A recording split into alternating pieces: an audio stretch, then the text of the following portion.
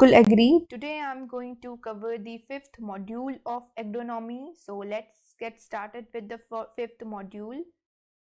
So here we go. So today we'll be covering cotton. Cotton is a fiber crop. Fiber crop, Goosepium species, a botanical name of cotton, and it belongs to family Malvaceae family. Cotton जो है Malvaceae family को belong करता है and cotton is a commercial crop.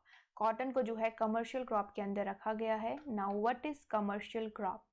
देखिए, जैसे मैंने आपको wheat, rice और मेज, बार्ले में बताया कि ये मेजर फील्ड क्रॉप है, वैसे ही कॉटन जो है वो कमर्शियल क्रॉप है. कमर्शियल क्रॉप उन क्रॉप्स को कहा जाता है जिनका पर्पस जो होता है कमर्शियल डिमांड को पूरा करना होता है. जैसे कॉटन जो है वो टेक्सटाइल इंडस्ट्री की डिमांड को मीट करने के लिए जो है कॉटन को प्रोड्यूस किया जाता है. बेसिकली कॉटन को जो है किंग ऑफ अप्रेजल फाइबर कहा जाता है.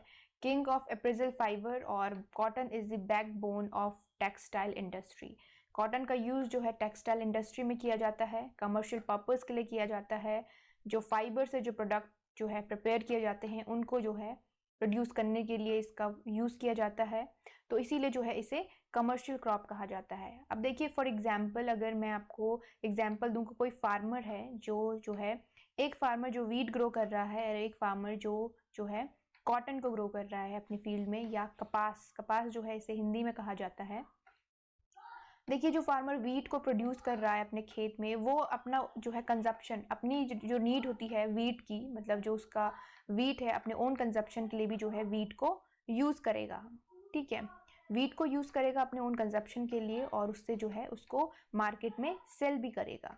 लेकिन जो फार्मर कॉटन को प्रोड्यूस कर रहा है फील्ड में, वो कॉटन का ओन कंजप्शन क्या करेगा, कॉटन को जो है वो ये क्या यूज़ करेगा, तो वो कॉटन को ग्रो कर रहा है कमर्शियल पर्पस के लिए, कमर्शियल डिमांड को पूरा करने के लिए. तो that is basically the difference between the field crop and the commercial crop.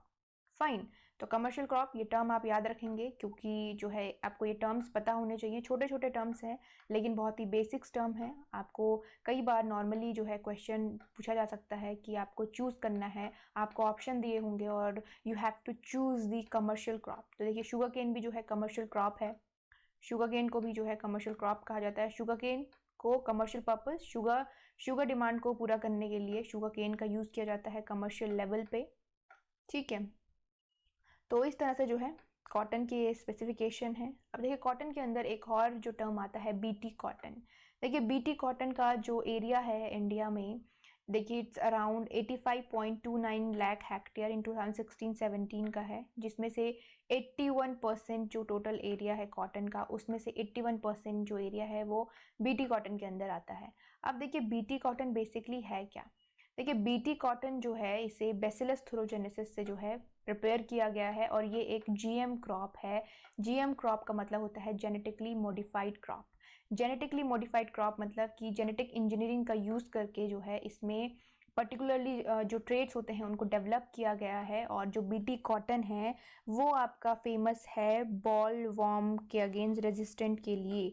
जो बॉल वॉर्म है, कॉटन में बॉल वॉर्म एक हार्मफुल जो पेस्ट है, उसके रेजिस्टेंस के लिए जो है बीटी कॉटन फेमस है. ये जो है रेजिस्टेंस शो करता है बॉल वॉर्म के लिए. ठीक है, और ये जो पेस्ट है हेलिकोवोरा जो है इसे कहा जाता है. तो इसके लिए जो बीटी कॉटन है वो रेजिस्टेंस शो करता है क्योंकि बॉल वॉर्म जो है बहुत ही हाई लेवल पे कॉटन की जो फसल होती है उसे बहुत ज़्यादा नुकसान पहुंचाता है. तो इससे बचने के लिए जो है बीटी कॉटन को प्रिपेयर किया गया जेनेटिक इंजीनियरिंग के थ्रू. जेनेटिकली मॉडिफाइड क्रॉप है बीटी कॉटन. ठीक है, तो इसे जो है बीटी कॉटन, इसीलिए जो है इसे बीटी कॉटन कहा जाता है. जो बीटी वर्ड है उसका मतलब है बैसिलस थ्रोजेनेसिस. तो दिस इज बीटी कॉटन. तो इस तरह से जो है बीटी कॉटन की जो पॉपुलैरिटी है अमंग्स द फार्मर वो बढ़ती जा रही है. देखिए, अराउंड 81% जो टोटल एरिया है कॉटन का वो जो है बीटी कॉटन ऑक्यूपाइड कर चुका है और धीरे धीरे जो है सारे ही फार्मर्स बीटी कॉटन को अडॉप्ट कर रहे हैं फॉर द कॉटन प्रोडक्शन. क्योंकि देखिए, कॉटन जो है वर्नरेबल होती है इंसेक्ट पेस्ट के लिए. अगर जो है इंसेक्ट पेस्ट का अटैक जो है कॉटन की फसल पे होता है तो पूरी की पूरी फसल जो है कॉटन की डिस्ट्रॉय हो जाती है. और फाइबर जो है बहुत ही नुकसान जो है कॉटन को होता है, क्योंकि देखिए कॉटन जो है वो कमर्शियल लेवल के लिए ग्रो की जा रही है, तो इसके जो है कुछ पैरामीटर्स होते हैं। अगर उन पैरामीटर्स को जो है फार्मर्स की क्रॉप फॉलो नहीं करती है या अगर उन पैरामीटर्स को मीट नहीं करती है तो जो कमर्शियल लेवल पे जो बेनिफिट फार्मर को होना है वो नहीं होता है। और कॉटन की फसल को ग्रो करने में जो कॉस्ट ऑफ कल्टीवेशन होता है वो भी बहुत ज़्यादा फार्मर को होता है, तो उसमें अगर फार्मर को बेनिफिट नहीं हुआ तो वहाँ पे फार्मर की जो अर्निंग होती है वो कुछ भी नहीं होती है। तो इसीलिए जो है फार्मर अपनी क्रॉप को जो है प्रोटेक्ट करने के लिए, क्रॉप को हेल्दी रखने के लिए और अपनी अर्निंग्स के लिए जो है बीटी कॉटन को अडॉप्ट कर रहा है, जो कि एक जेनेटिकली मॉडिफाइड क्रॉप है। ठीक है, तो this is all about BT cotton. देखिए जो कॉटन है वाइट गोल्ड इसे कहा जाता है, वाइट गोल्ड। और इसका जो फाइबर होता है कॉटन फाइबर, उसकी जो लेंथ होती है उसको मेज़र करने के लिए एक इक्विपमेंट यूज़ किया जाता है, दैट इज़ एरिलोमीटर। एरिलोमीटर को फाइबर लेंथ को जो है मेज़र करने के लिए यूज़ किया जाता है। ठीक है, और देखिए कॉटन का यूज़ फाइबर के साथ साथ ऑयल के लिए भी यूज़ किया जाता है। जो देसी कॉटन जो होता है उसमें अराउंड 14.6 टू 25.6% जो है ऑयल कंटेंट उसके और सीड में पाया जाता है। कॉटन का जो सीड होता है उसमें ऑयल होता है, तो वो ऑयल भी जो है इससे ऑब्टेन किया जाता है कॉटन के सीड से। और अगर अमेरिकन कॉटन है तो उसमें 14 टू 16% जो है ऑयल होता है। तो देखिए ऑयल के लिए भी जो है इसका प्रोडक्शन किया जाता है। और कॉटन जो है बेसिकली एक एनुअल क्रॉप है, एनुअल क्रॉप। ठीक है, तो ये जो है इम्पॉर्टेंट पॉइंट्स हैं रिगार्डिंग कॉटन। देखिए नेक्स्ट बात करते हैं कॉटन की बॉटनी। देखिए बॉटनी जो कॉटन में रूट सिस्टम होता है वो टैप रूट सिस्टम होता है। टैप रूट सिस्टम का मतलब होता है कि मेन जो है रूट्स होती हैं उनमें से जो है छोटे छोटे फाइबर जो हैं वो निकले हुए होते हैं, इस तरह से जो है फाइबर्स इनसे निकले हुए होते हैं, तो that is tap root system. एक another system is fibre root system होता है। फाइबरस में क्या होता है कि जिस तरह से प्लांट के नीचे से ही जो है बहुत सारे फाइबर लाइक स्ट्रक्चर जो है रूट्स के निकले हुए होते हैं, फाइबर्स इस तरह से, तो उन्हें जो है फाइबरस रूट सिस्टम कहा जाता है। तो यहाँ पे जो सिस्टम है वो टैप रूट सिस्टम है कॉटन में। और नेक्स्ट जो ब्रांचेस होती हैं कॉटन में, जो ब्रांचेस होती हैं कॉटन के प्लांट में वो टू टाइप्स की होती हैं। एक होती है मोनोपोडियल, सॉरी यहाँ पे एल जो है वो मिसिंग है, मोनोपोडियल ब्रांचेस। और another one is sympodial branches. देखिए जो मोनोपोडियल ब्रांचेस होती हैं वो वेजिटेटिव ब्रांचेस होती हैं। ठीक है, एक्सिलरी बर्ड्स इन्हें कहा जाता है, known as vegetative branches, monopodial. और जो सिम्पोडियल होती हैं वो रिप्रोडक्टिव ब्रांचेस होती हैं, रिप्रोडक्टिव ब्रांचेस उन्हें कहा जाता है। तो इस तरह से जो है कॉटन में दो तरह की ब्रांचेस पाई जाती हैं। और जो फ्रूटिंग होती है, फ्रूटिंग बेसिकली बॉल डेवलपमेंट उसे कहा जाता है, बॉल डेवलपमेंट। और जो लीव्स होती हैं स्पाइरली अरेंज होती हैं, स्पाइरली अरेंज होती हैं on the main stem. Main stem में जो है स्पाइरली जो है जो लीव्स होती हैं वो अरेंज होती हैं। और फ्रूटिंग जो होती है वो फ्लावरिंग और जो स्क्वायर फॉर्मेशन होता है उसके बाद जो है फ्रूटिंग स्टार्ट हो जाती है। फ्रूटिंग बेसिकली बॉल डेवलपमेंट को कहा जाता है। जो बॉल डेवलपमेंट है that is basically the fruiting in cotton. तो इस तरह से जो है इसकी बॉटनी है, कॉटन की बॉटनी। और कॉटन में जो है जो सीड होता है मैंने आपको बताया, देखिए देसी कॉटन अगर है तो 14 टू 26% अराउंड ऑयल कंटेंट उसमें होगा और 35% जो है उसमें प्रोटीन होगा। लेकिन अगर अमेरिकन कॉटन है तो अमेरिकन कॉटन में जो है 14 टू 16% अमेरिकन कॉटन के सीड में जो है ऑयल होता है। तो इस तरह से जो है इसमें ऑयल कंटेंट पाया जाता है और ये भी जो है कमर्शियल लेवल पे ऑब्टेन किया जाता है कॉटन के सीड से, कॉटन सीड ऑयल। ठीक है, और देखिए जो अमेरिकन कॉटन है ये जो है इसका जो है सुपीरियर क्वालिटी ऑफ फाइबर इसमें होता है अमेरिकन कॉटन में। तो ये जो है इसके इम्पॉर्टेंट पॉइंट है। अब देखिए जो कॉटन है उसकी इम्पोर्टेंस के अगर बारे में बात करें, देखिए कॉटन की इम्पोर्टेंस, सबसे पहले कॉटन को जो है प्राइमरी लिंट के लिए जो है इसे कल्टीवेट किया जाता है। और जो रॉ कॉटन होता है उसका मेडिसिनल और सर्जिकल पर्पस भी जो है उसका, कॉटन को मेडिसिनल और सर्जिकल पर्पस के लिए भी जो है यूज़ किया जाता है। देखिए एडिबल सीड में जो है क्रश्ड फॉर एडिबल ऑयल, इसमें जो है कॉटन के सीड से, कॉटन सीड से जो ऑयल ऑब्टेन होता है इट इज़ एडिबल, तो इसे एडिबल पर्पस के लिए जो है यूज़ किया जाता है। और देखिए केक्स और मील्स जो है इससे प्रिपेयर किए जाते हैं, कैटल फीड बेसिकली इससे जो है प्रिपेयर किया जाता है। तो इसके बहुत सारे जो है इम्पॉर्टेंस हैं कॉटन के। कमर्शियल लेवल पे जो है इससे जो है फाइबर एक्सट्रैक्ट किया जाता है, ऑयल एक्सट्रैक्ट किया जाता है, और लाइफ स्टॉक के लिए जो है कैटल फीड इससे जो है प्रिपेयर किया जाता है। तो ये सारी जो है इम्पॉर्टेंस हैं कॉटन के, ठीक है। तो चलिए मूव करते हैं नेक्स्ट स्लाइड की तरफ। Here is the next slide, और नेक्स्ट स्लाइड में बात करते हैं कुछ डेटा के रिगार्डिंग। देखिए डेटा, अगर ग्लोबल प्रोडक्शन की बात की जाए कॉटन के ग्लोबल प्रोडक्शन की, तो इंडिया सबसे पहले नंबर पे है प्रोडक्शन में, then China and then USA. तो ये 3 कंट्री हैं जो लीड कर रही हैं कॉटन के प्रोडक्शन में in terms of cotton production, ठीक है। टॉप जो कंट्रीज हैं, टॉप 2 कंट्रीज इंडिया और चाइना है, top 2 countries in terms of cotton production. और मेजर एक्सपोर्टिंग कंट्रीज जो हैं जो एक्सपोर्ट करती हैं, यूएसए, इंडिया एंड ब्राज़ील। तो ये 3 कंट्री हैं जो मेजर एक्सपोर्टिंग कंट्री हैं जो कि कॉटन को जो है बड़े लेवल पे हाई अमाउंट में जो है एक्सपोर्ट करती हैं। नेक्स्ट अगर बात करें इंपोर्ट की, देखिए इंपोर्ट करती हैं वियतनाम, चाइना और टर्की। ये 3 कंट्री हैं जो कॉटन को इंपोर्ट करती हैं, टॉप 3 कंट्रीज जो कॉटन को जो है इंपोर्ट करती हैं, ठीक है। और नेक्स्ट अगर विद इन इंडिया की बात की जाए तो विद इन इंडिया जो स्टेट है महाराष्ट्र, गुजरात और तेलंगाना स्टेट। तो ये 3 स्टेट हैं जो कॉटन के जो है हाई लेवल का प्रोडक्शन लीडिंग प्रोड्यूसर हैं। ये 3 state Maharashtra, Gujarat and Telangana state in India में जो है ये 3 स्टेट हैं जो लीड कर रहे हैं in terms of cotton production, ठीक है। और अगर इंडिया की जो है डेस्टिनेशन, एक्सपोर्ट डेस्टिनेशन की बात की जाए कि इंडिया किन कंट्रीज़ में जो है कॉटन को एक्सपोर्ट करता है, तो उनमें सबसे पहले नाम आता है बांग्लादेश का, देन चाइना का, और फिर आता है पाकिस्तान का। तो ये 3 कंट्रीज़ हैं जो कि एक्सपोर्ट डेस्टिनेशन है इंडिया की। तो ये जो है आप याद रखेंगे क्योंकि ये डेटा रिगार्डिंग क्वेश्चन एएफओ जो है हर साल पूछता है। एग्रीकल्चर फील्ड ऑफिसर में जो क्वेश्चन है डेटा रिगार्डिंग वो हर साल पूछे जाते हैं, और डिफरेंट फील्ड से जो है डेटा के रिगार्डिंग क्वेश्चन जो है एग्जाम में आते हैं। तो आप जो है ये डेटा के रिगार्डिंग जो भी क्वेश्चंस, जो भी डेटा आपको दिया जाता है उसे ध्यान से पढ़ेंगे, और जो भी डेटा जो है अपडेटेड जो अभी तक का अपडेटेड डेटा है वो आपको दिया जाता है। और अगर आगे जो डेटा अपडेट होने वाला होता है या एग्ज़ाम से पहले जो डेटा अपडेट होता है उसकी भी जानकारी आपको जो है टाइमली दे दी जाती है। तो फिलहाल जो डेटा आपको प्रोवाइड किया जाता है आप उसे पढ़िए, जब डेटा अपडेट हो जाएगा तो अपडेटेड डेटा भी जो है आपको प्रोवाइड किया जाएगा। तो तब तक के लिए जो है आप इसे याद रख सकते हैं। तो चलिए मूव करते हैं नेक्स्ट स्लाइड की तरफ।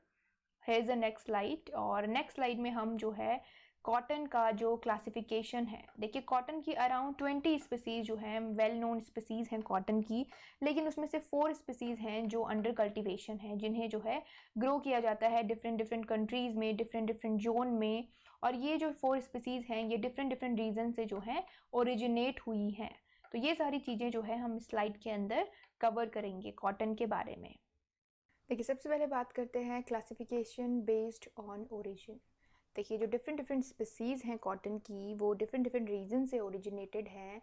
तो सबसे पहले बात करते हैं गूस्पियम हर्बेसियम की। देखिए गूस्पियम हर्बेसियम जो है एक डिप्लॉयड स्पीसीज़ है, मतलब इसका जो क्रोमोसोम नंबर है 2n26 होता है, और ये सदर्न इथोपिया रीजन से जो है ओरिजिनेटेड है गूस्पियम हर्बेसियम, ठीक है। और इसकी जो फाइबर लेंथ होती है 1.5 to 2.5 सेंटीमीटर जो है इसकी फाइबर लेंथ होती है। और जो जी अर्बोरियम है ये इंडिया से ओरिजिनेटेड है, और इसका जो फाइबर लेंथ होता है जी अर्बोरियम का वो 1.25 to 2 सेंटीमीटर होता है जी अर्बोरियम का। और it is also a diploid variety, diploid species 2n26 इसके होते हैं। तो ये जो दोनों जो स्पीसीज़ हैं ये इन्हें एशियाटिक स्पीसीज़ या ओल्ड कॉटन के नाम से भी जाना जाता है। बेसिकली देसी कॉटन जो है इसे कहते हैं, देसी कॉटन, जो कि इंडिया में भी वाइडली कल्टीवेट की जाती हैं, और एशियाटिक कॉटन के नाम से या ओल्ड कॉटन के नाम से बेसिकली इनको जाना जाता है, ठीक है। तो ये 2 स्पीसीज़ जो हैं एशियाटिक या देसी कॉटन स्पीसीज़ हैं।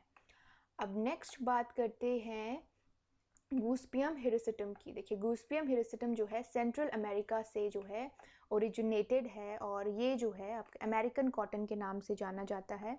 अमेरिकन कॉटन सेंट्रल अमेरिका से ओरिजिनेटेड है, और इसका जो फाइबर लेंथ होता है 1.8 to 3 सेंटीमीटर इसका फाइबर लेंथ होता है। और ये जो है टेट्रापोलाइड है। टेट्रापोलाइड मतलब 2n52 इसमें जो है क्रोमोसोम नंबर होते हैं, और इसे जो है अमेरिकन कॉटन बेसिकली कहते हैं। तो ये जो है हिरसिटम, ये अमेरिकन कॉटन है।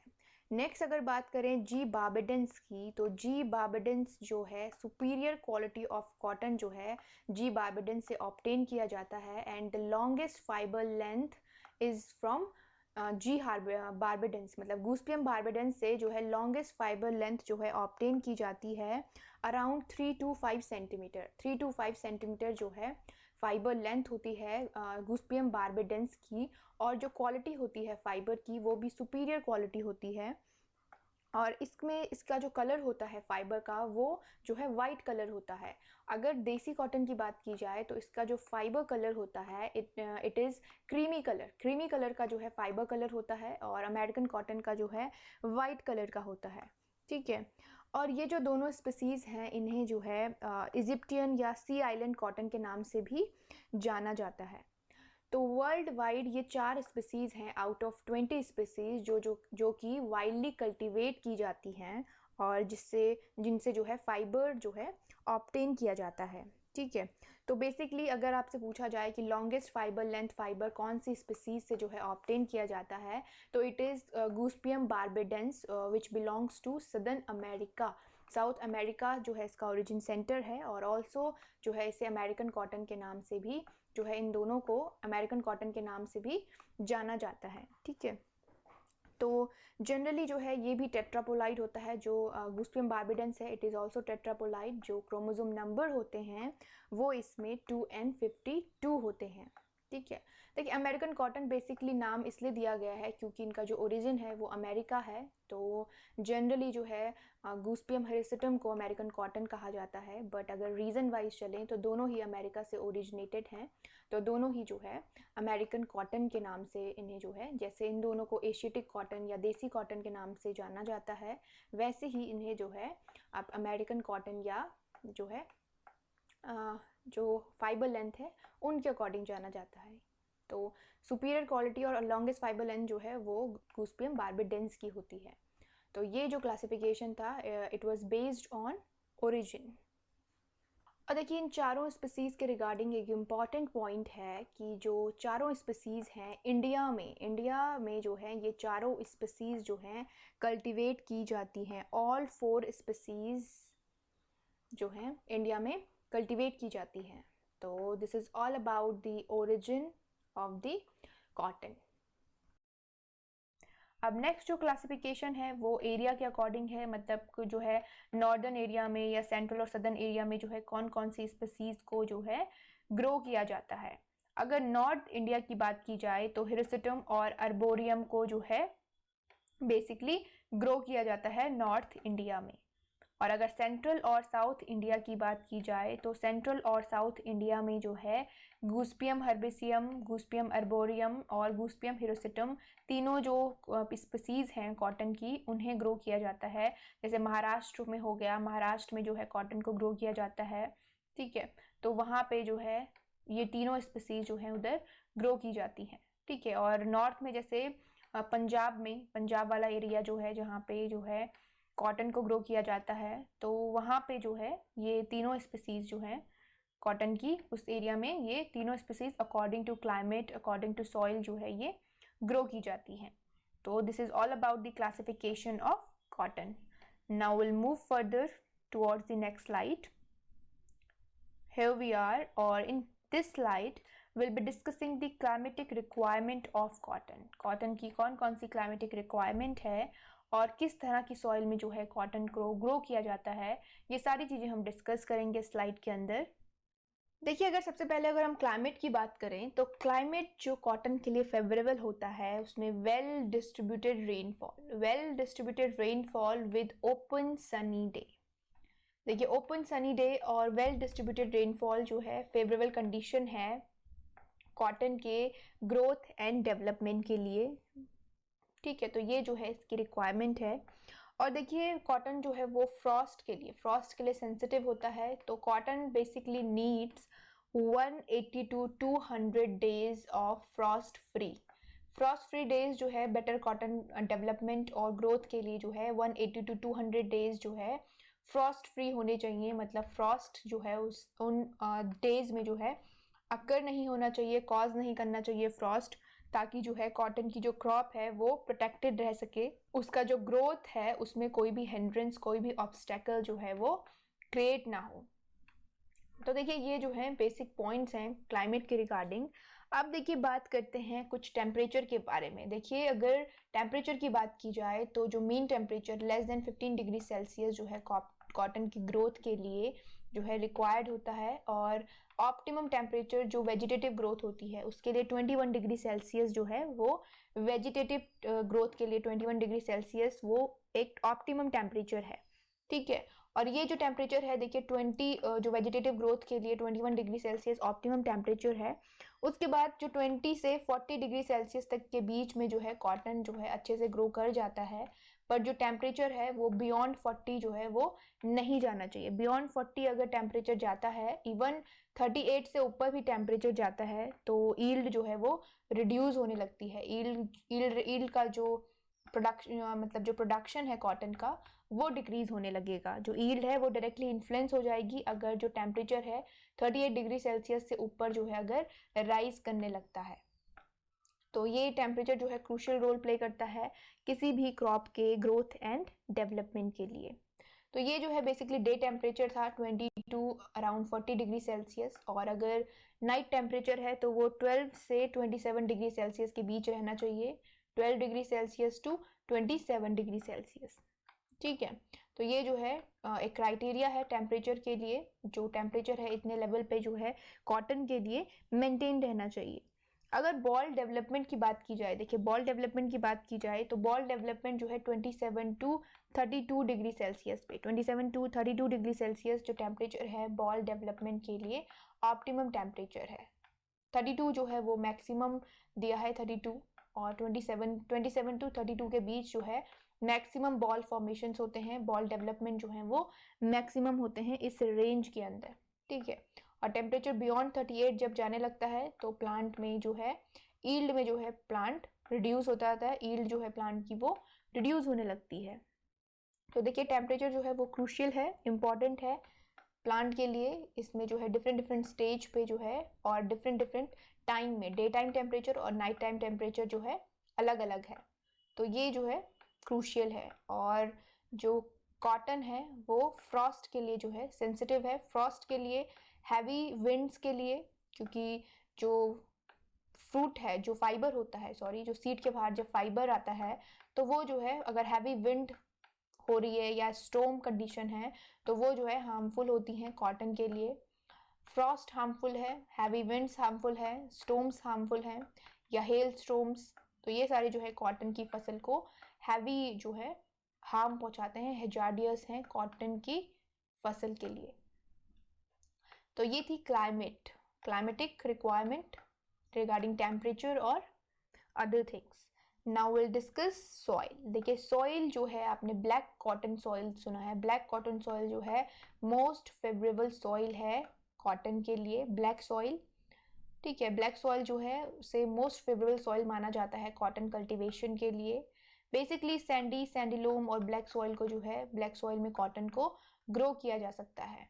अब यहाँ पे देखिए कंडीशन आती है, अगर रेनफॉल जो है देखिए हैवी रेनफॉल होता है तो कोर्स टेक्सचर सॉइल को जो है में कॉटन को कल्टीवेट करना चाहिए। अगर जो है हैवी रेनफॉल एरियाज हैं जहाँ पे रेन जो है वो फ्रिक्वेंटली जो है रेनफॉल होता है, वहाँ पे कोर्स टेक्सचर सॉइल को में कॉटन को कल्टीवेट किया जाता है।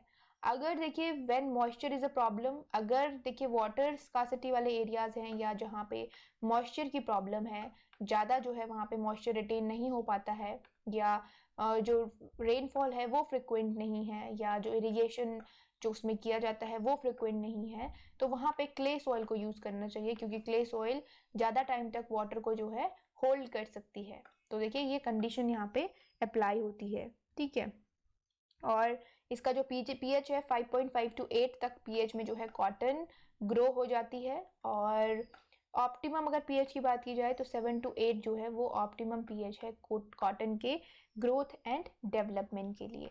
ठीक है, तो ये जो है इसका इम्पॉर्टेंट पॉइंट है, पीएच याद रखेंगे आप। नेक्स्ट देखिए इम्पॉर्टेंट पॉइंट, जो क्रॉप है कॉटन वो हाईली टॉलरेंट है सैलिनिटी के लिए। ये क्वेश्चन जो है रिसेंट एग्जाम में पूछा गया है एएफओ के, जो पिछला एग्जाम है 2017-18 का, उसमें ये क्वेश्चन जो है पूछा गया है कि कॉटन के मतलब आपको ऑप्शन दिए गए थे, क्रॉप के नाम आपको ऑप्शन में दिए गए थे और आपको चूज करना था कि इनमें से हाई सॉल्ट टॉलरेंट क्रॉप कौन सी है।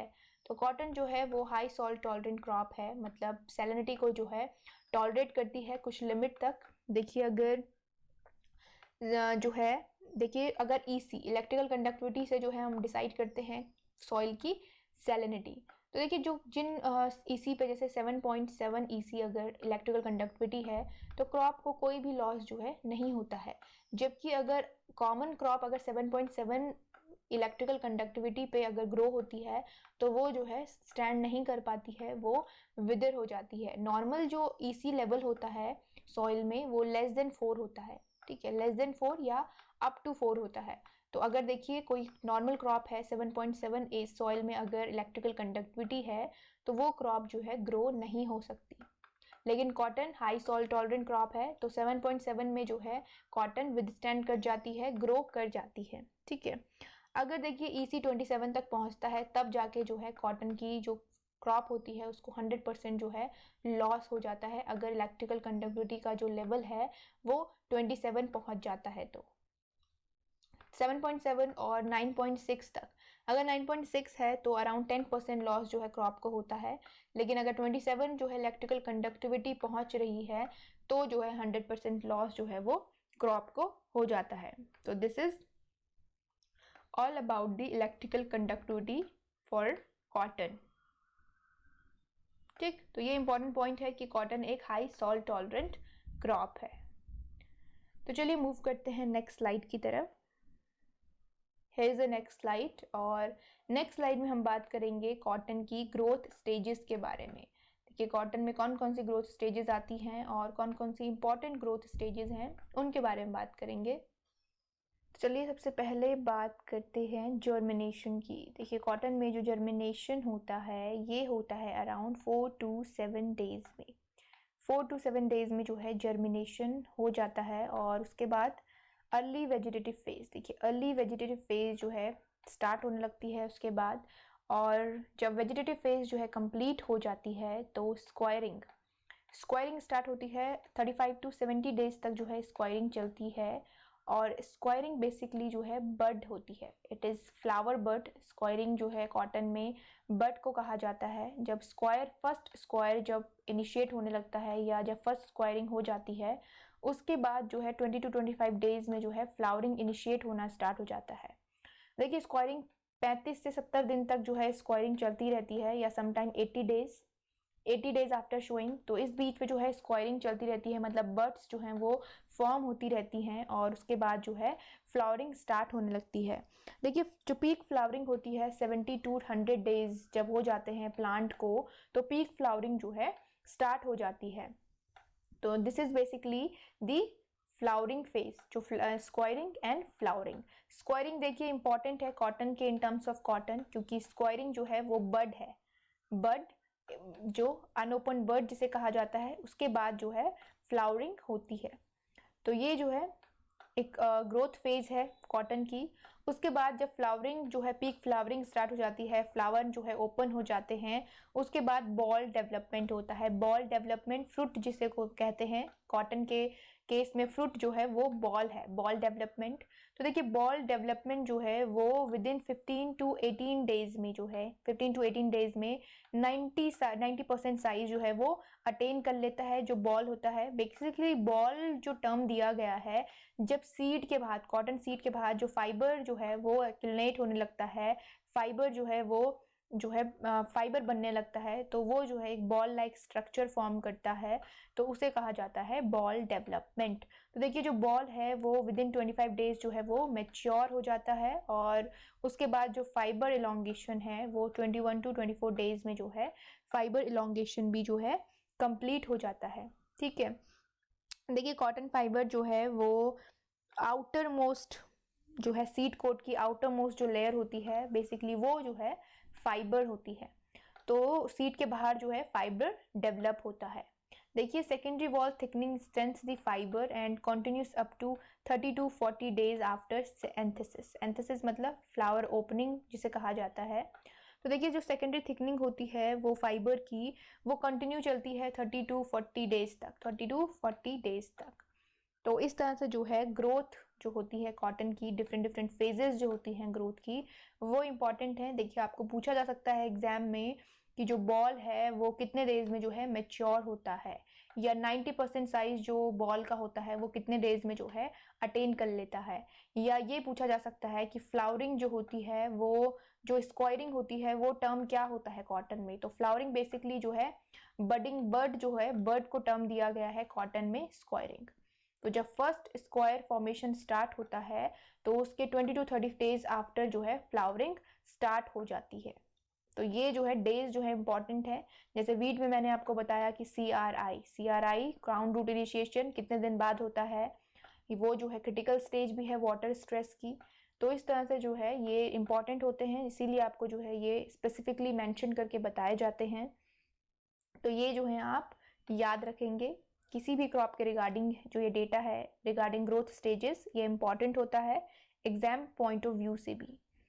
चलिए मूव करते हैं नेक्स्ट स्लाइड की तरफ। चलिए नेक्स्ट स्लाइड में बात करते हैं सीजन की। देखिए अगर नॉर्थ जोन के सीजन की बात की जाए तो मई में, देखिए मई में जो है फर्स्ट वीक ऑफ मई में जो है कॉटन को शो किया जाता है, और अगर न्यू वेराइटी है तो उसे third week of May to 1 June के बीच में जो है इसको लगाया जाता है फील्ड में।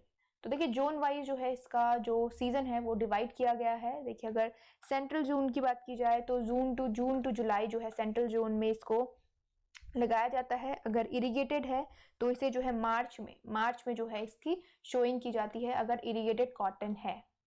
ठीक है, और अगर देखिए सदर्न जोन की बात की जाए तो जून टू अगस्त, सदर्न जोन में जो है जून टू अगस्त बेसिकली जो है इसकी शोइंग की जाती है। अगर पर्टिकुलर स्टेट की बात की जाए तो देखिए जून में कर्नाटक में इसको शोइंग की जाती है, और जून जुलाई में जो है इसको आंध्र प्रदेश में बेसिकली रेड सॉइल है, रेड सॉइल में जो है इसका कल्टीवेशन किया जाता है, तो आंध्र प्रदेश में इसे जून जुलाई में जो है इसकी शोइंग की जाती है। और तमिलनाडु में तमिलनाडु में बेसिकली अगस्त में जो है इसकी शोइंग की जाती है।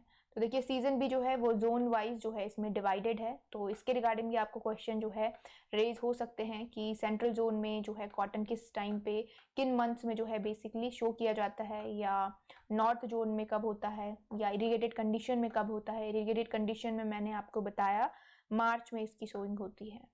ठीक है, तो ये इंपॉर्टेंट है। अब नेक्स्ट मूव करते हैं सीड रेट की तरफ। देखिए सीड रेट की अगर बात की जाए तो अगर बीटी कॉटन का सीड रेट बताएं तो 1.5 kg per hectare, 1 to 1.5 kg per hectare जो है बीटी कॉटन का सीड लिया जाता है 1 हेक्टेयर फील्ड में ग्रो करने के लिए।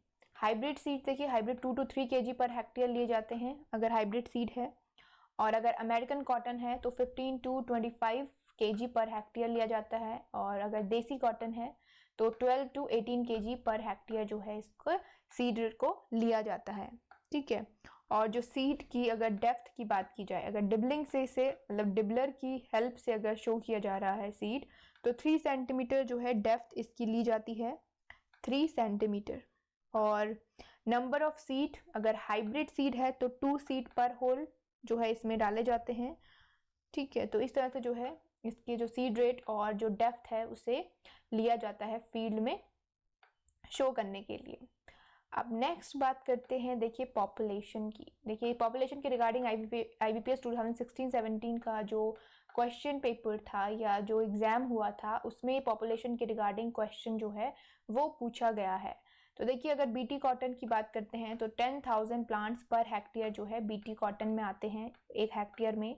और अगर हाइब्रिड की बात की जाए तो 67,000 प्लांट्स जो हैं पर हेक्टेयर जो है कॉटन, हाइब्रिड कॉटन के पर हेक्टेयर जो पॉपुलेशन है 67,000 प्लांट्स की पर हेक्टेयर प्लांट जो है लगाए जाते हैं। ठीक है, with the seed rate of 2 to 3 kg per hectare. Hybrid का जो सीड रेट है वो 2 से 3 kg होता है, तो उसमें जो है अकॉर्डिंग टू वैरायटी भी जो है सीड रेट वेरी करता है। जरूरी नहीं है जो हर हाइब्रिड वैरायटी है उसके लिए 2 से 3 kg जो है वो सीड रेट होगा। देखिए ये जो है वेरी कर जाता है। यहाँ पे जो आपको सीड रेट बताया जाता है वो एवरेज बेसिस पे बताया जाता है। अगर पर्टिकुलर कोई वैरायटी है, हाइब्रिड वैरायटी है, हो सकता है उसके केस में जो है जो सीड रेट है वो हल्का वेरी कर रहा हो, मे बी 4 kg हो। ठीक है, तो उसके अकॉर्डिंग भी यहाँ पे एवरेज प्लांट पॉपुलेशन आपको दी जाती है कि हाइब्रिड जो वैरायटीज़ हैं उनमें मैक्सिमम या एवरेज बेसिस पे जो है 67,000 प्लांट पर हेक्टेयर जो है वो आ जाते हैं। तो इसमें जो है ऊपर नीचे कम या ज़्यादा इसमें वेरिएशन आ सकता है, एक्यूरेट जो है वो कहीं पे नहीं होता। तो ये जो है सीड रेट और plant population. Now will move to next slide. Here is the next slide, और नेक्स्ट स्लाइड में हम बात करेंगे स्पेसिंग की। देखिए spacing with respect to particular variety. Particular variety के रिगार्डिंग जो है हम स्पेसिंग की बात करते हैं। तो सबसे पहले जयलक्ष्मी और HB224 TCHB213, इसके लिए देखिए 120 to 60 सेंटीमीटर जो है इसमें स्पेसिंग ली जाती है। और जो नेक्स्ट वैरायटी है सुविन वैरायटी, इसमें 90 to 45 सेंटीमीटर जो है स्पेसिंग इसमें ली जाती है। तो देखिए स्पेसिंग भी जो है वो वैरायटी टू वैरायटी जो है डिफर करती है, वेरिएट करती है, क्योंकि हर वैरायटी की जो स्पेसिफिकेशन होती है जब हम पर्टिकुलर वैरायटी को जो है यूज़ करते हैं तो उसकी जो रिक्वायरमेंट्स होती हैं वो वहाँ पे वेरी करती हैं, चाहे वो सेम क्रॉप की क्यों नहीं। अगर कॉटन की हम डिफरेंट वैरायटीज़ की बात करें तो उनकी जो स्पेसिफिकेशन होता है, बॉटनी होती है, उनका जो हाइट होता है प्लांट का वो वेरी करता है, उनकी जो रूट्स होती हैं वो वेरी करती हैं, तो इसीलिए जो है स्पेसिंग भी इसमें वेरी करती है। तो देखिए यहाँ पे 120 into 60 सेंटीमीटर थी, यहाँ पे 90 to 45 है सुविन के लिए।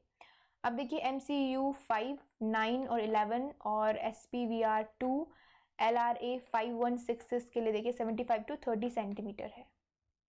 ठीक है, और MCU 7, SPVR 1, ADT 1 के लिए 60 into 30 सेंटीमीटर।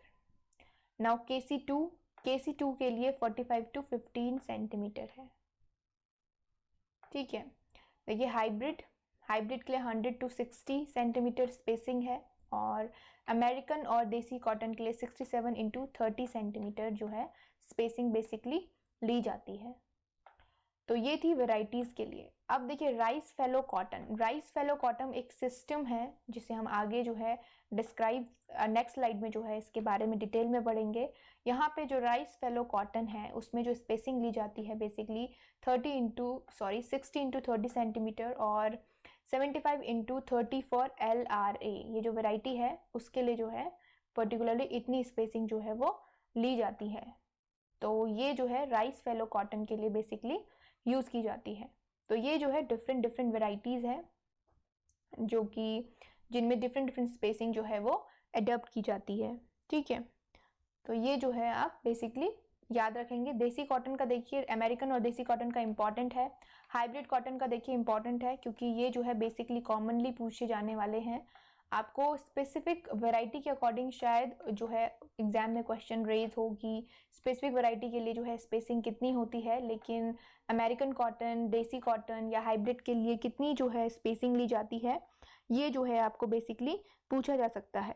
तो आप ये याद रखेंगे, इंपॉर्टेंट हाइब्रिड और अमेरिकन और देसी कॉटन जो है वो इम्पॉर्टेंट है, और राइस फेलो कॉटन इसमें कितनी स्पेसिंग ली जाती है ये भी इम्पॉर्टेंट है। ठीक है, तो चलिए मूव करते हैं नेक्स्ट स्लाइड की तरफ। है इज द नेक्स्ट स्लाइड, और नेक्स्ट स्लाइड में बात करते हैं वेराइटीज़ की। देखिए अगर हिरसिटम की वैरायटी बात करें तो MCU 5 एक्स्ट्रा लॉन्ग, MCU 7, 9, 10, 11, 12 ये सारी MCU की ये हिरसिटम वैरायटी हैं, और LRA 5166 ये सारी हिरसिटम वैरायटी हैं, और ये जो है इम्पॉर्टेंट वैरायटी है। जो कि ग्रो की जाती हैं वर्ल्ड वाइड और जो है कमर्शियल लेवल पे। नेक्स्ट आर्बोरियम की लोहित K9, 10 एंड 11, ये आर्बोरियम की वैरायटी है। ठीक है।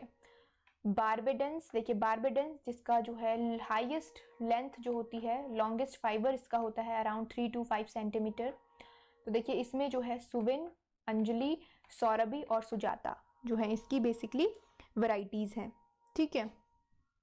नेक्स्ट देखिए जी हर्बेसियम की दिग्विजय, जी हर्बेसियम की जो है दिग्विजय वैरायटी है जी हर्बेसियम की। तो ये कुछ जो है वैरायटीज हैं कॉटन की जो वर्ल्ड वाइड और विद इन द इंडिया जो है ग्रो की जाती है। नेक्स्ट बात करते हैं कुछ हाइब्रिड्स की। देखिए जो पहला हाइब्रिड था कॉटन का H4 हाइब्रिड, ये जो है सीटी पटेल के द्वारा डेवलप किया गया था इन गुजरात एग्रीकल्चर यूनिवर्सिटी इन 1970। तो ये फर्स्ट हाइब्रिड है। उसके बाद जो है बहुत सारे हाइब्रिड जो हैं वो डेवलप किए गए, कुछ जयलक्ष्मी, TCHB 213, HB 224, तो ये सारी जो है हाइब्रिड हैं। एक और जो हाइब्रिड है वरलक्ष्मी, वरलक्ष्मी जो है ये फर्स्ट इंटर स्पेसिफिक हाइब्रिड है जो जी हेरिसिटम और जी बार्बेडेंस के क्रॉस से डेवलप किया गया है। तो इसके रिगार्डिंग क्वेश्चन जो हैं वो पूछे जाते हैं कि वरलक्ष्मी जो है वो किसका इंटर स्पेसिफिक हाइब्रिड है या किसकी इंटर स्पेसिफिक वैरायटी है वरलक्ष्मी। तो ये कॉटन की है। इसी तरह से देखिए मारू विकास और राज वैरायटी या HH16, ये भी जो है डेवलप की गई हैं कॉटन की, और ये जो है फर्स्ट हाइब्रिड ऑफ हिरोसिटम है जो कि राजस्थान में जो है इन्हें प्रिपेयर किया गया है, इसीलिए जो है राज नाम से भी जो है इन्हें जाना जाता है। ठीक है। तो सविता, सविता भी जो है इसका हाइब्रिड है कॉटन का, और धनलक्ष्मी, धनलक्ष्मी भी जो है इसकी एक हाइब्रिड वैरायटी है। तो ये सारी जो हैं वैरायटीज़ हैं कॉटन की जो हाइब्रिड वैरायटी हैं और जो बेसिकली जो है कॉमनली कल्टीवेट की जाती है। तो चलिए अब मूव करते हैं नेक्स्ट स्लाइड की तरफ। Here is the next slide, और नेक्स्ट स्लाइड में बात करते हैं वीड मैनेजमेंट की। देखिए वीड मैनेजमेंट में जो देखिए वीड देखो एक इम्पॉर्टेंट मैनेजमेंट प्रैक्टिस है किसी भी क्रॉप की। तो यहाँ पे देखिए हर्बिसाइड का एप्लीकेशन जो दिया जाता है, प्री इमरजेंस एप्लीकेशन फ्लूक्लोरीन का और पेंडिमेंथलिन का 1 kg पर हेक्टेयर जो है प्री इमरजेंस एप्लीकेशन जो है दिया जाता है वीट का, और एक हैंड वीडिंग की जाती है 30 to 45 days after showing. 30 to 45 days after showing एक हैंड वीडिंग की जाती है, और जो एप्लीकेशन है वीडिसाइड का वो दिया जाता है, हर्बिसाइड या वीडिसाइड। तो जो हर्बिसाइड यूज होते हैं फ्लूक्लोरीन और पेंडिमेंथलिन जो हर्बिसाइड हैं ये यूज किए जाते हैं कॉटन में। देखिए कॉटन में कोई भी इंसेक्टिसाइड, कोई भी पेस्टिसाइड या हर्बिसाइड जो यूज किया जाता है तो केयरफुली यूज किया जाता है, क्योंकि कॉटन के प्लांट में अगर जो है बॉल को अगर हार्म पहुंचता है तो वो जो है उसकी जो कमर्शियल वैल्यू होती है उसको रिड्यूस कर देता है। तो वहाँ पे जो है केयरफुली इनकी एप्लीकेशन जो है अप्लाई की जाती है सॉइल में और प्लांट में। ठीक है। अब नेक्स्ट जो बात करते हैं इरिगेशन की बात करते हैं। देखिए कॉटन जो है जो उसमें इरिगेशन दिया जाता है वो 75% जो मॉइस्चर का डिप्लीशन होता है available soil moisture in clay, और 50% अवेलेबल सॉइल मॉइस्चर का जब डिप्लीशन होता है इन सैंडी सॉइल, तो जो है इरिगेशन का एप्लीकेशन सॉइल में दिया जाता है। ठीक है। और इसमें जो है जो इरिगेशन होता है कॉटन को 700 to 1300 mm वाटर की जो है रिक्वायरमेंट होती है to complete its life cycle और for better growth and development. तो ये जो है इसका इम्पॉर्टेंट पॉइंट है।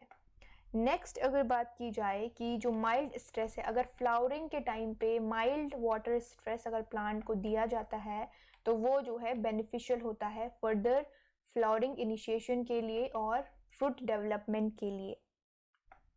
ठीक है। तो ये जो है इसके लिए इम्पॉर्टेंट है। और इरिगेशन जो है अर्ली इरिगेशन एप्लीकेशन जो अगर कॉटन में दी जाती हैं तो वो बेनिफिशियल होती हैं उसके प्रॉपर प्लांट ग्रोथ के लिए। तो ये जो है इरिगेशन जो मैनेजमेंट है इम्पॉर्टेंट मैनेजमेंट है कॉटन में।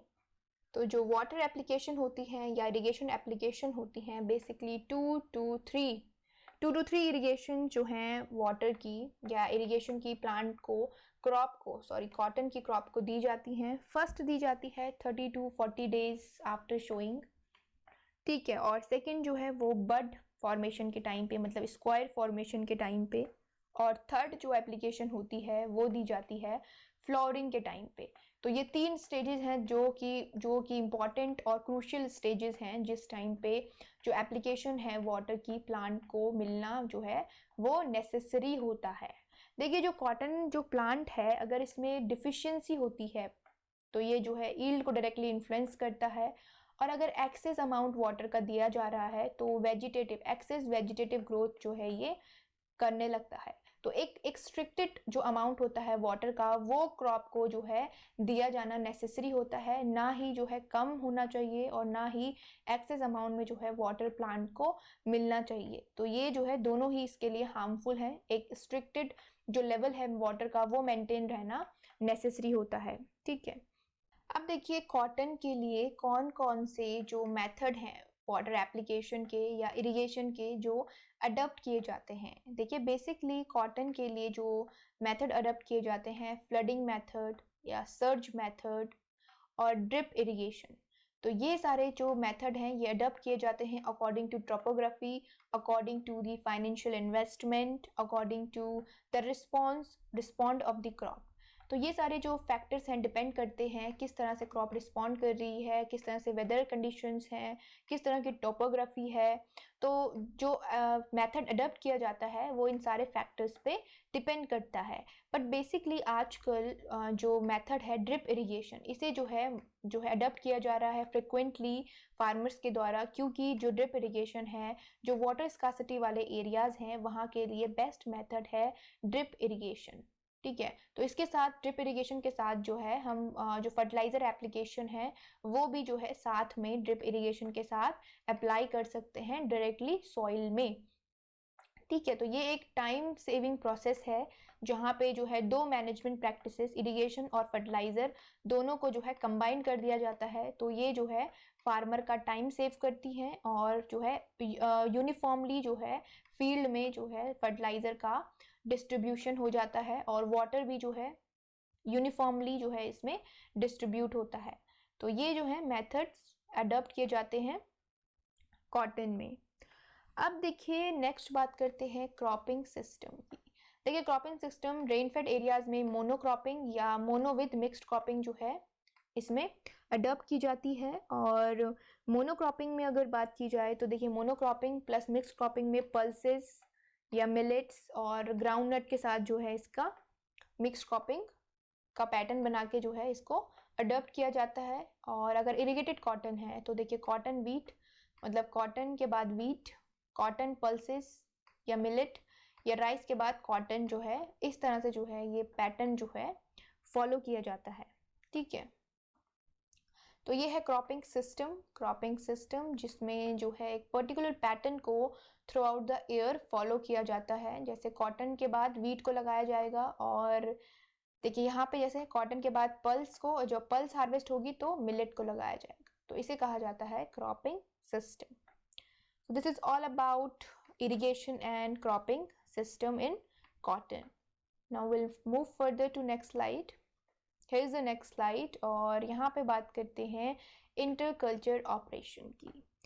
देखिए जो कॉटन है इसमें गैप फिलिंग जो की जाती है वो 10th डे में, मतलब जब शोइंग हो जाती है उसके बाद 10वें दिन जो है गैप फिलिंग की जाती है।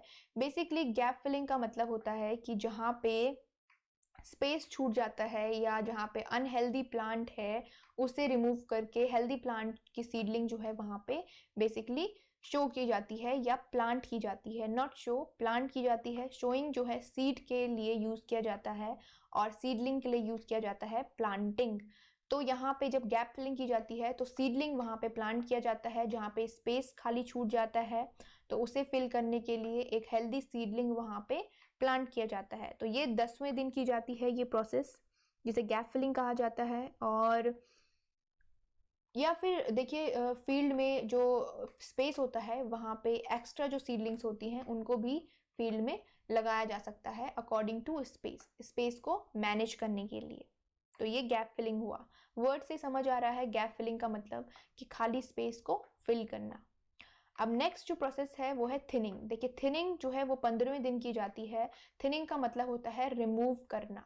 तो देखिए थिनिंग जब जो है सीडलिंग का जो पॉपुलेशन होता है वो ज़्यादा होता है, या एक साथ 2 से 3 सीडलिंग जो हैं वो ग्रो होती हैं, तो उन्हें अलग करके जो है ब्लैंक स्पेस में उन्हें लगा दिया जाता है, प्लांट कर दिया जाता है, ताकि जो है वो अच्छे से ग्रो हो सके। या जो अनहेल्दी सीडलिंग्स होती हैं या बहुत ही वीक सीडलिंग्स होती हैं, उनको फील्ड से रिमूव कर दिया जाता है। तो ये जो है 15वें दिन किया जाता है। इसमें थिनिंग का बेसिकली पर्पस होता है कि अनहेल्दी प्लांट को रिमूव करना, और या अगर 2 से 3 सीडलिंग साथ में ग्रो कर रही हैं तो उनको अलग करके एक खाली स्पेस में जो है उन्हें प्लांट कर देना। वो बेसिकली गैप फिलिंग में आता है प्लांटिंग। थिनिंग का मतलब बेसिकली रिमूव करना होता है, ठीक है।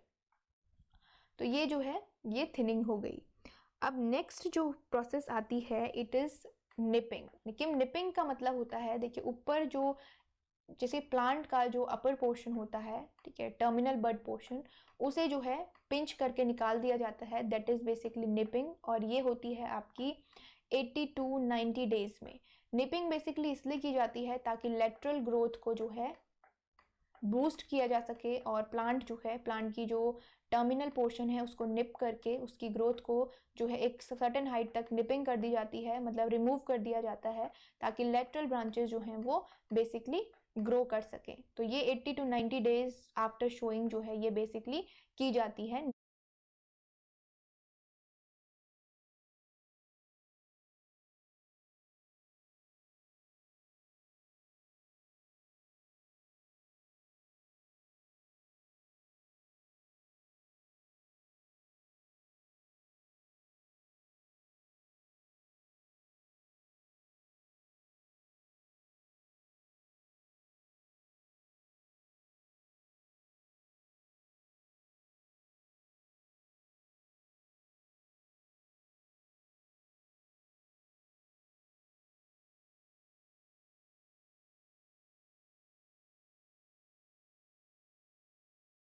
निपिंग कॉटन में, ये देखिए इंपॉर्टेंट है। जैसे देखिए बहुत सारे जो टर्म्स होते हैं, जैसे रटूनिंग जो है शुगर केन से रिलेटेड है, तो निपिंग जो है वो कॉटन से रिलेटेड है, ठीक है। और क्योरिंग, क्योरिंग जो है टबैको से रिलेटेड है। और जैसे जो है और अदर भी प्रैक्टिसेस होती हैं, इंटरकल्चर प्रैक्टिसेस होती हैं जो सर्टेन क्रॉप से जो हैं एसोसिएट होती हैं, तो इसके रिगार्डिंग क्वेश्चन जो है वो पूछे जाते हैं। तो ये जो है आप याद रखेंगे कि निपिंग कॉटन में होती है और रतूनिंग शुगर केन के रिगार्डिंग है। तो ये सारी चीज़ें जो है इम्पॉर्टेंट होती हैं। तो this is interculture operations. Next बात करते हैं हार्वेस्टिंग की। देखिए हार्वेस्टिंग जो है हैंड पिकिंग की जाती है, क्योंकि कॉटन जो है वो बहुत ही सेंसिटिव एक जो उसका बॉल डेवलपमेंट होता है वो बहुत ही सेंसिटिव पार्ट होता है, तो उसे मैनुअली जो है केयरफुली हैंड पिकिंग उसकी की जाती है कॉटन की। अब देखिए जो कॉटन जब हार्वेस्ट किया जाता है उसके बाद उसको उसके कुछ पैरामीटर्स होते हैं, उन पैरामीटर्स में जो है जो क्वालिटी होती है फाइबर की वो चेक की जाती है, फाइबर लेंथ चेक की जाती है, कलर जो होता है फाइबर का वो चेक किया जाता है, क्वालिटी चेक की जाती है, ठीक है। स्पाइनिंग परफॉर्मेंस जो है फाइबर की चेक की जाती है, फाइबर में कितनी स्ट्रेंथ है ये चेक की जाती है, ठीक है। और ऑयल कंटेंट जो होता है सीड में 14 टू 26%, ये आपको मैं बता चुकी हूँ। जो कॉटन है उसके सीड में ऑयल ऑब्टेन किया जाता है। बेसिकली देसी कॉटन के जो सीड होता है उसमें 14 टू 26% अराउंड जो है ऑयल कंटेंट होता है, और इसका जो ऑयल होता है वो एडिबल ऑयल होता है, ठीक है। So this is all about cotton.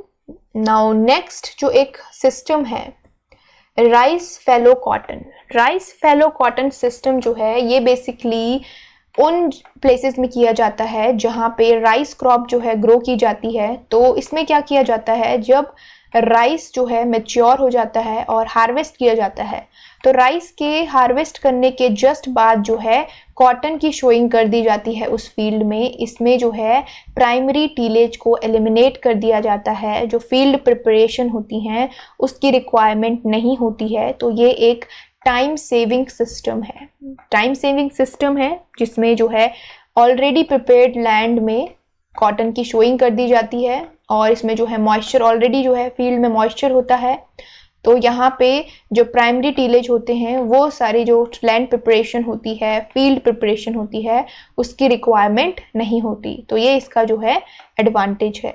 अब देखिए इसमें जो सीज़न होता है ये जनवरी 15 जैन टू 15 फेब में जो है जो इसको शोइंग की जाती है। और वेराइटीज़ देखिए MCU 7, SPR 1, ADT 1, LRA 5166 ये वेराइटीज़ बेसिकली यूज़ की जाती हैं राइस फेलो कॉटन के लिए। और जो स्पेसिंग है 60 इंटू 30 सेंटीमीटर और LRA के लिए 75 इंटू 30 सेंटीमीटर जो है स्पेसिंग ली जाती है। और देखिए फर्टिलाइज़र 60:30 का रेशो जो है फर्टिलाइज़र का बेसिकली लिया जाता है। कम फर्टिलाइज़र यहाँ पे अप्लाई किया जाता है क्योंकि राइस फील्ड में ऑलरेडी जो है फर्टिलाइज़र का डोज हाई होता है, तो फील्ड में फर्टिलाइज़र की मात्रा जो है अमाउंट जो है ऑलरेडी कुछ अमाउंट अवेलेबल होता है सॉइल में। तो इस तरह से जो है राइस फेलो सिस्टम को फॉलो किया जाता है टाइम सेव करने के लिए, या उन एरियाज़ में जहाँ पे राइस जो है वो ज़्यादा अमाउंट में ग्रो किया जाता है, तो वहाँ पे लैंड प्रिपरेशन को जो है एलिमिनेट करके या लैंड प्रिपरेशन को सेव करने के लिए टाइम को राइस फेलो कॉटन को अडॉप्ट किया जाता है। So this is all about cotton. We have completed the module number 5th of agronomy, जो agronomy का 5वां मॉड्यूल है